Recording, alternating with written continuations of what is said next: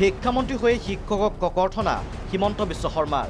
অসমৰ বহুত কলেজ শিক্ষকে যোৱা কেইটামান দিনত কাৰ বিৰুদ্ধে আন্দোলনত নামিলে, কিন্তু কাৰ ওপৰত শৈক্ষিক সেমিনাৰ আমি কলেজত কৰিলোঁ, আমি কৰবাত আলোচনা চক্ৰ পাতিলোঁ নে নাই? কা বিৰোধী শিক্ষকক মুকলি আক্ৰমণ হিমন্তৰ।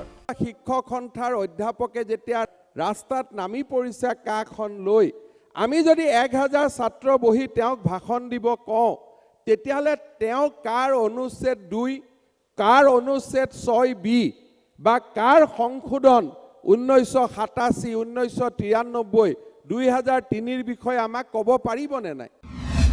প্ৰতিক্ৰিয়া প্ৰকাশ ডক্টৰ হীৰেণ গোহাঁই, সমুজ্জ্বল ভট্টাচাৰ্য, তৰুণ গগৈ। শিক্ষকৰ কথা হৈছে আজি বহুদিন ধৰি তেওঁলোকে দৰমহা লৈ বহু বছৰ ধৰি ইমান ব্যস্ত। মই ক'বলৈ বাধ্য হৈছোঁ অপ্ৰিয় সত্য যে আৰু চৰকাৰৰ প্ৰতি এনেকুৱা অনুগত হৈ পৰিছিল তাৰ নেতৃত্ব যে কোনো ধৰণৰ চৰকাৰ বিৰোধী কথা কেতিয়াও কোৱাই নাছিলে। এতিয়া তেওঁ কৈছে যে চেমিনাৰ পতাৰ কথা। এওঁ মানে অতি ধূৰ্ত মানুহটো, এওঁ হয়তো নিজৰ মানুহৰ সৈতে এখন চেমিনাৰ পতাই দিব, পতাই পেলাই তাত কাৰ সমৰ্থন, কাৰ কিয় লাগে নালাগে এই দুইটা চাই পেলাই শেষত সিদ্ধান্ত কৰিব যে কাৰ থকাই ভাল। মানুহজন ধূৰ্তটো কথাবিলাক তেনেকৈ ভাবে। শিক্ষকসকলে বুজি নাপায়, ইয়াততো কোনেও বুজি নাপায়, বুদ্ধিজীৱীও বুজি নাপায়, আমিও বুজি নাপাওঁ।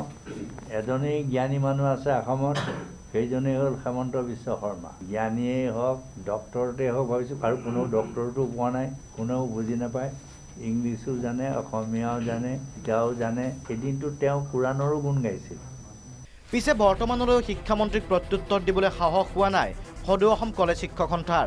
সদৌ অসম কলেজ শিক্ষক সন্থাৰ ৰহস্যজনক নীৰৱতা। ইপিনে 25 জানুৱাৰীত অসম কলেজ শিক্ষক সন্থাৰ কাৰ্যনিৰ্বাহক সভা। এই সভাৰ পিছতহে বক্তব্য প্ৰকাশ কৰিব অসম কলেজ শিক্ষক সন্থাই। হিমন্তই শিক্ষকক শিকাব নালাগে অসম প্ৰেমৰ কথা। শিক্ষকৰ আছে নিজস্ব চিন্তা চেতনা। মঙলদৈৰ প্ৰতিবাদী সভাৰ পৰাই মন্তব্য আছুৰ উপদেষ্টা ডক্টৰ সমুজ্জ্বল কুমাৰ ভট্টাচাৰ্যৰ।